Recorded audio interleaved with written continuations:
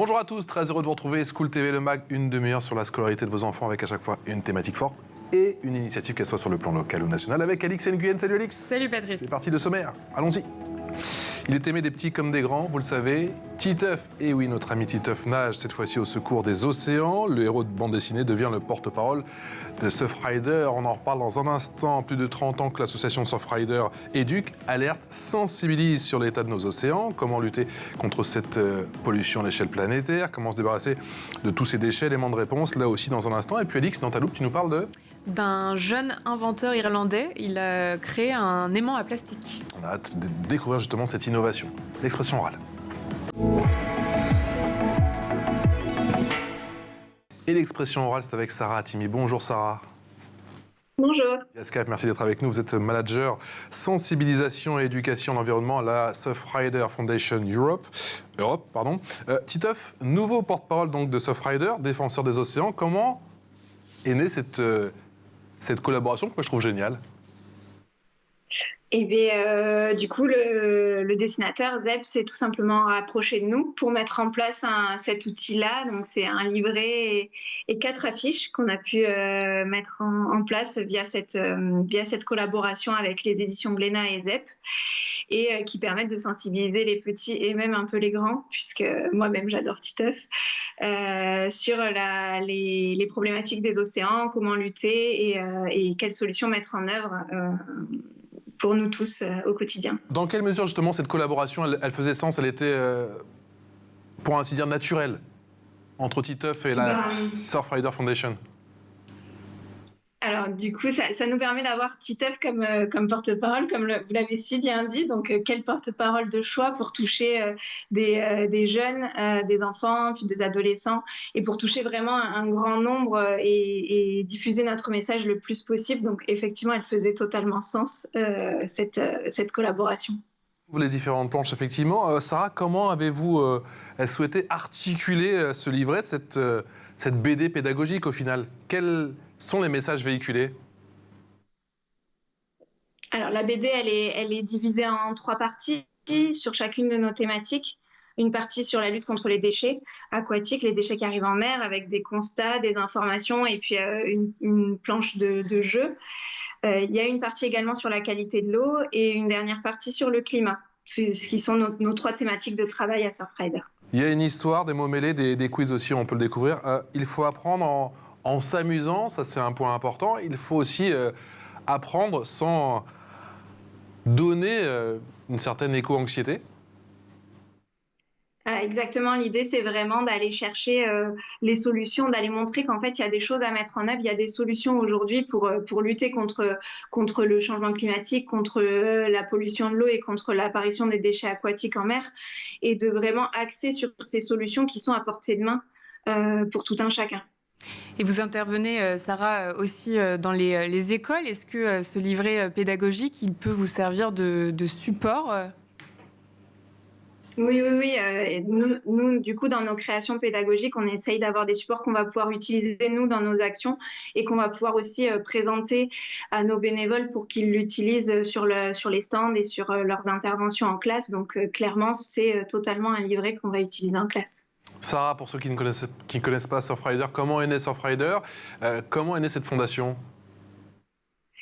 Donc l'association, elle est née il y a maintenant plus de 30 ans, elle est née en 1990 sur la côte basque. Elle a été créée par des surfeurs qui en avaient un peu marre de surfer dans des eaux polluées, alors soit par la présence de déchets aquatiques, soit par d'autres types de pollution, notamment bactériologiques.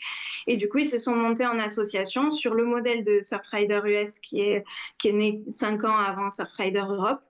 Et aujourd'hui, on est une association qui est présente dans 12 pays européens via des antennes de bénévoles et des groupes de bénévoles. Et on a une action vraiment au niveau européen. Avec quelle mission? Donc de protéger, comme je disais, 3 thématiques de base. La lutte contre les déchets aquatiques, la qualité de l'eau et la santé des usagers, donc vraiment tout ce qui est polluant invisible qui va avoir un impact à la fois sur l'environnement et notre santé. Et puis le lien entre océan et climat. Et ça, dans quelle mesure est-ce que les surfeurs contribuent à la collecte de données sur les déchets marins? Il y a plusieurs moyens. Donc, il faut savoir que nous, notre communauté est quand même une communauté alors de surfeurs et de pratiquants d'activités nautiques, pas uniquement de surfeurs, puisqu'aujourd'hui, on est, comme je disais, dans 12 pays européens où parfois le surf n'est pas l'activité nautique la plus répandue. Et donc, cette communauté-là, elle peut participer à la collecte de données sur le terrain, soit via les collectes de déchets. Donc les collectes de déchets qu'on organise, on organise à la fois de la sensibilisation, parce que les gens se rendent compte de ce qu'on peut retrouver sur les plages, et puis les données qu'on peut collecter parce qu'on quantifie les déchets qu'on a retrouvés, elles vont nous servir pour faire du lobbying au niveau européen et essayer d'influencer les législations. Sarah Hatimi, plus de 30 ans, vous l'avez dit que l'association est née, plus de 30 ans que vous agissez, que vous alertez, que vous militez. Est-ce que vous avez le sentiment ces derniers mois qu'on est à un tournant? Il y a urgence? Il y a urgence. On est à un tournant depuis longtemps. On est toujours à un tournant pour la protection de l'environnement.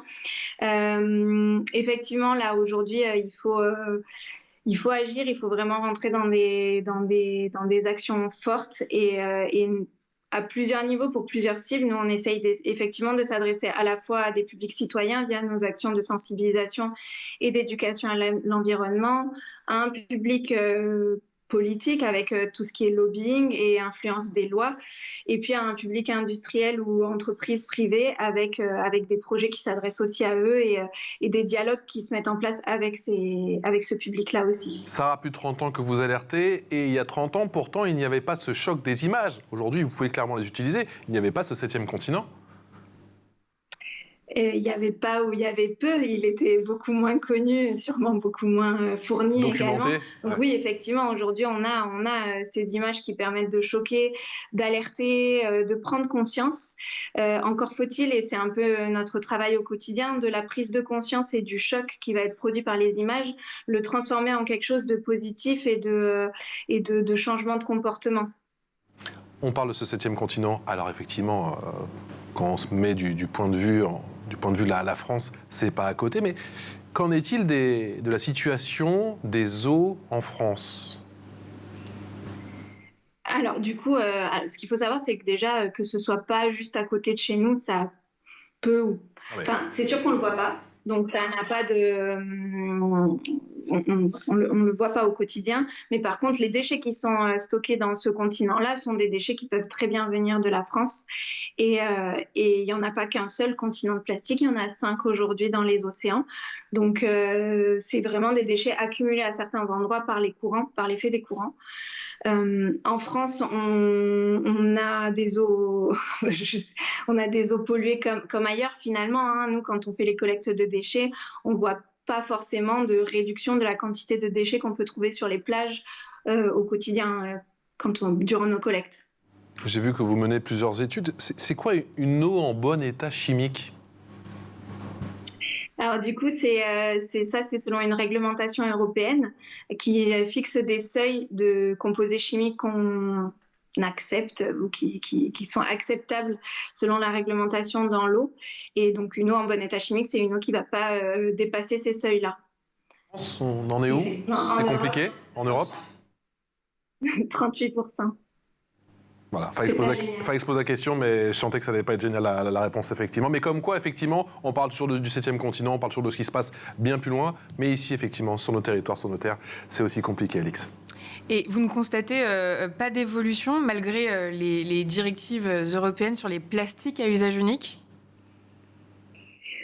Alors, on constate des évolutions. Il y a des plastiques à usage unique qui sont peut-être un peu moins présents dans les collectes qu'on peut faire sur les plages aujourd'hui, mais il y en a quand même encore énormément. Il y a des plastiques qui ont été interdits par les dernières réglementations européennes qui sont toujours présents sur les plages quand on fait des collectes de déchets et puis de toute façon qui sont toujours présents dans notre vie quotidienne puisqu'ils nous sont toujours distribués.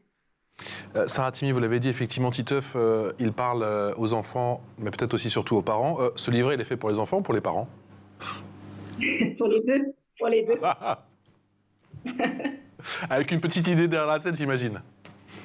Car j'ai le sentiment que cette génération, les tout jeunes, eux, ils sont sensibles effectivement au devenir de la planète.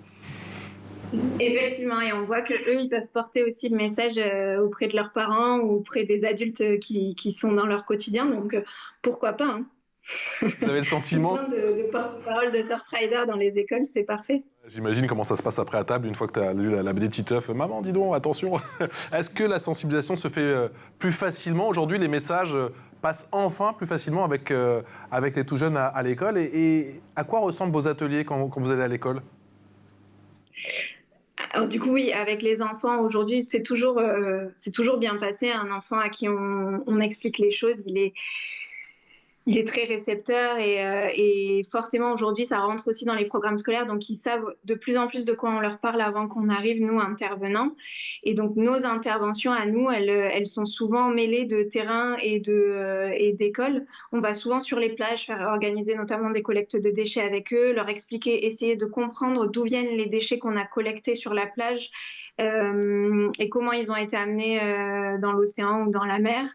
Et puis voilà, autour de différents outils pédagogiques comme le livret Titeuf, on va pouvoir où il est discuter avec stipulé, eux. justement dans ce livret, il y a cette mention au moment jeter par terre, c'est jeter en mer.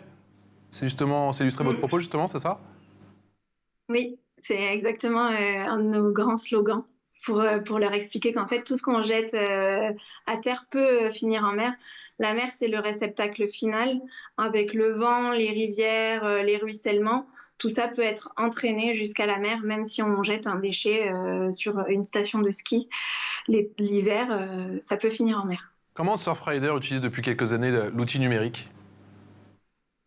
On a depuis quelques années justement une plateforme numérique qui s'appelle Ocean Campus, sur laquelle on met à disposition l'ensemble de nos outils pédagogiques qui sont téléchargeables et libres.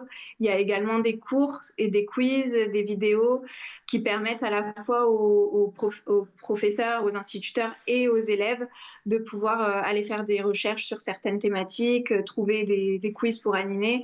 Et il y a également depuis...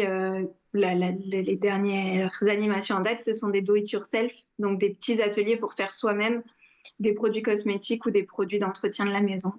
On va écouter justement des précisions sur Surfrider avec votre parrain cette année. Il s'agit de Paul Meillat, navigateur. J'ai été licencié à l'US Créteil en fait, pendant une quinzaine d'années. J'ai gardé des liens forts avec le président, le directeur, les éducateurs qui sont là-bas. Et tout de suite, ça a été une volonté quand j'ai pu les faire bénéficier, on va dire, un petit peu de ce projet, de les amener. Donc c'est des enfants qui naviguaient à Créteil. Je suis allé les voir sur la base de loisirs. On a fait une séance de voile ensemble. Ils ont eu la chance de pouvoir venir au départ de la Route du Rhum, de naviguer à Saint-Malo en mer, de suivre la course. Donc ça a été une aventure hyper forte. Et aujourd'hui, on accueille la fondation Surfrider pour une action sur l'environnement et le partage entre le plaisir de la voile et faire attention à ce qu'il y a autour de nous sur l'écosystème. Hop, c'est bon. Attention, je mets les sacs. Alors, ça a donné quoi cette collecte? Vous êtes content? Oui, je suis content de moi. Est-ce que... Voilà, c'est un bon point ça. Est-ce que ça vous a choqué? Est-ce que vous saviez qu'il y avait autant de déchets dans la nature? Sarah Tim, est-ce qu'il est plus difficile encore aujourd'hui de sensibiliser les jeunes en zone urbaine ou c'est en train de changer?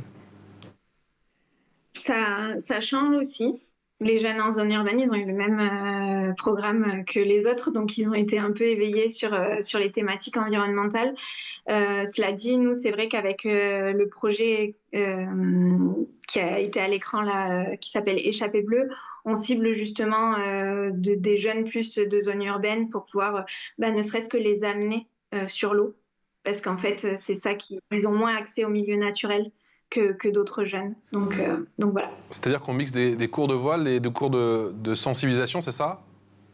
Exactement. On les amène faire de la voile et une fois qu'ils sont sur l'eau, dans l'environnement naturel, qu'ils ont touché un peu à ce contact avec la nature, avec l'eau, avec la mer, on va leur proposer des sensibilisations environnementales pour protéger ce milieu dans lequel ils ont pris du plaisir en faisant de la voile.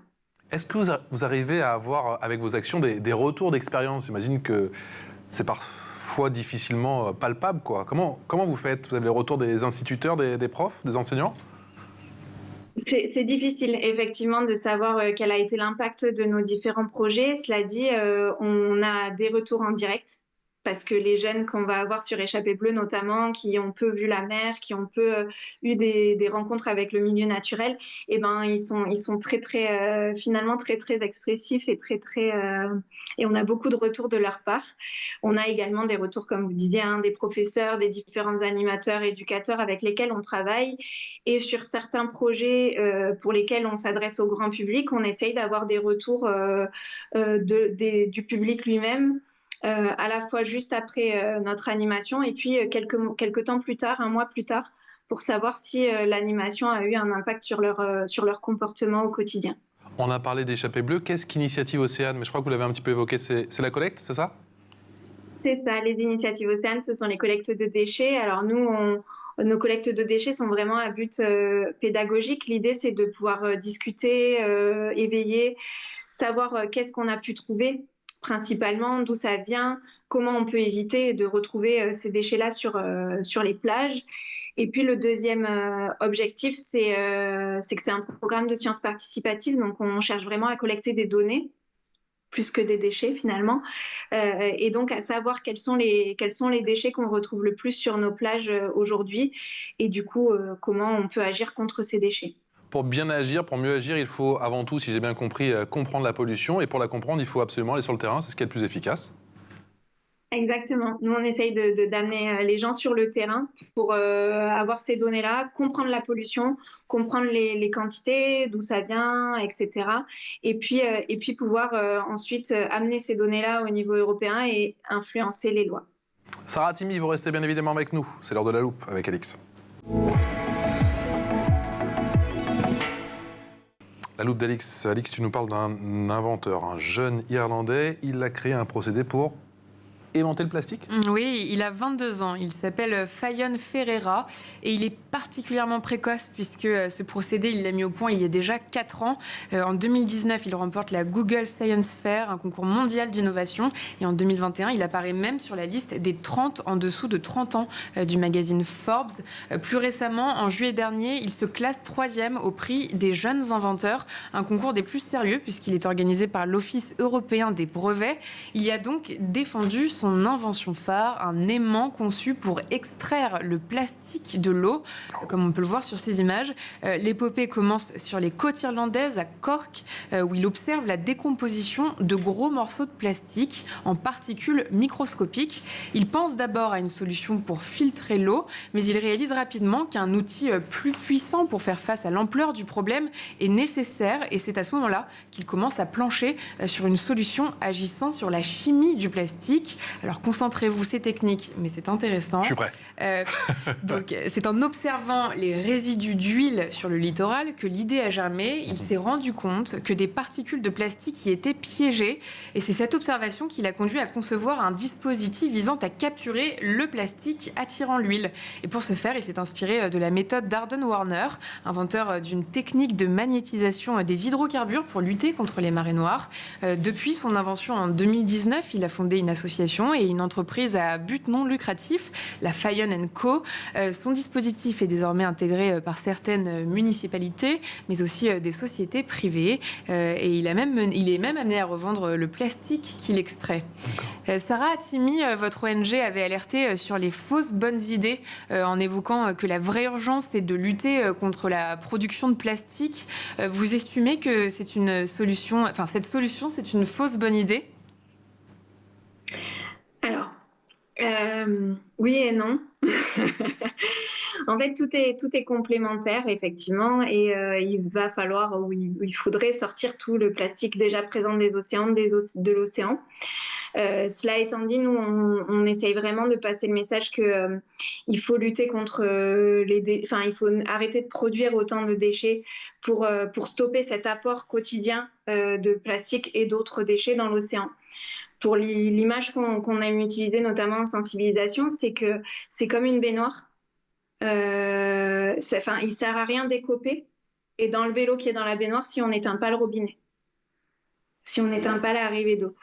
Du coup, nous, vraiment, notre message, c'est ça. C'est effectivement, on pourra enlever tout le plastique qu'il y a déjà dans les océans un jour, mais il faut commencer par arrêter d'en envoyer dans les océans. Et c'est pour ça qu'on lutte vraiment pour une réduction à la source de la production des déchets. Intéressant ce que vous dites. Mais alors, du coup, quelle est la place de l'innovation dans votre combat? Est-ce que l'innovation peut tenir une place dans votre combat ou tout repose sur l'être humain?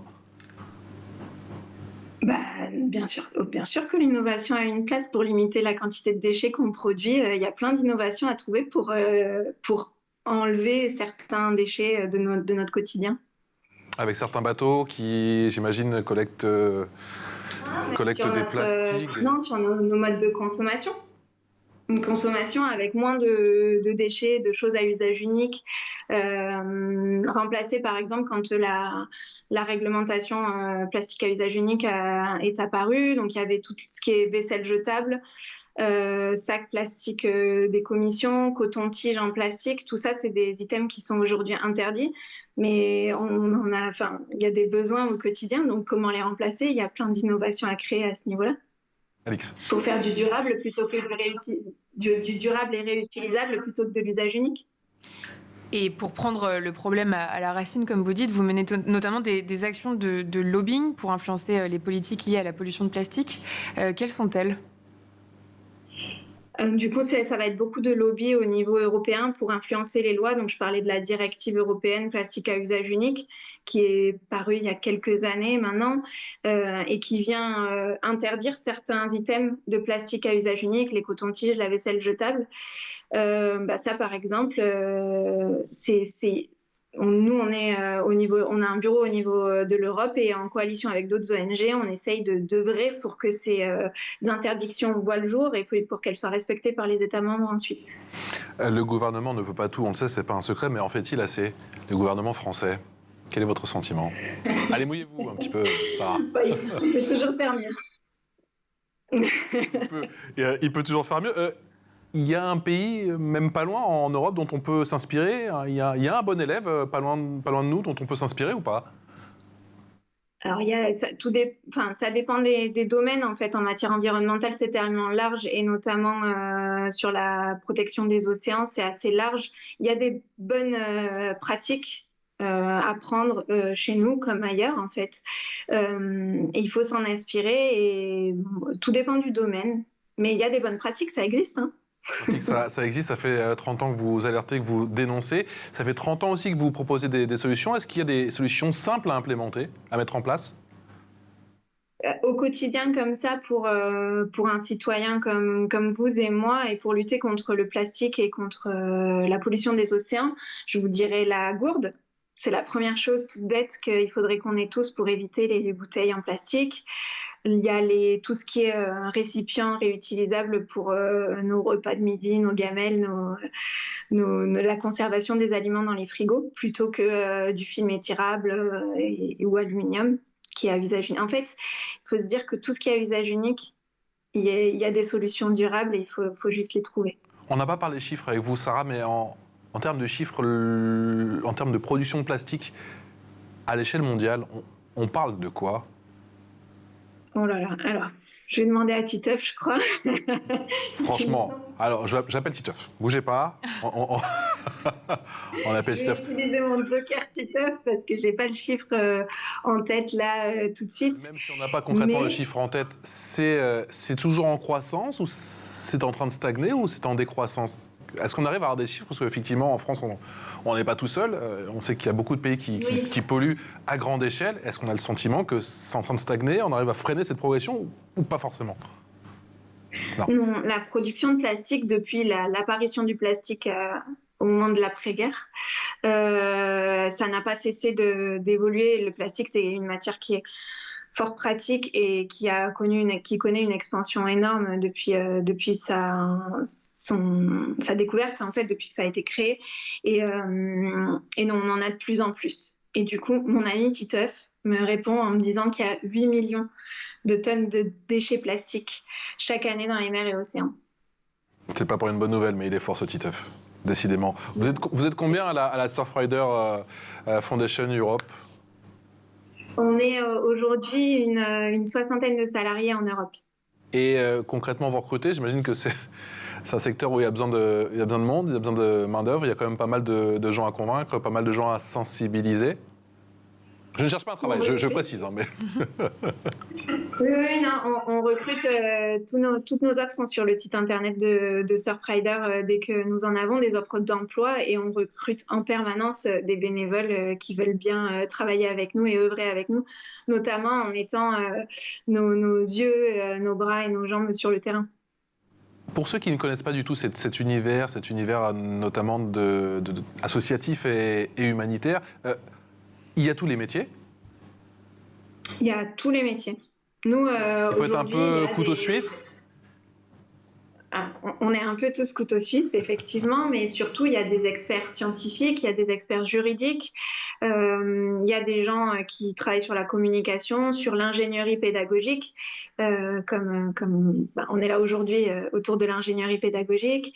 Il y a des personnes qui travaillent sur la mobilisation bénévole. Enfin, il y a vraiment un panel de métiers très, très divers au sein de l'association. On a parlé en début d'émission du choc des images. Sarah, est-ce que parfois il est un petit peu dur de garder la flamme? Vous me comprenez?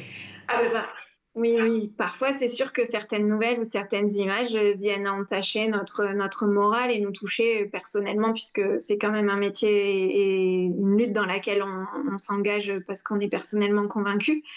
Mais en fait, ça dure 2 secondes. Au contraire, ça nous renforce aussi quand on voit ces images-là. On se dit que vraiment, on n'est pas là pour rien, qu'on a du travail et qu'il faut y aller et ça nous motive.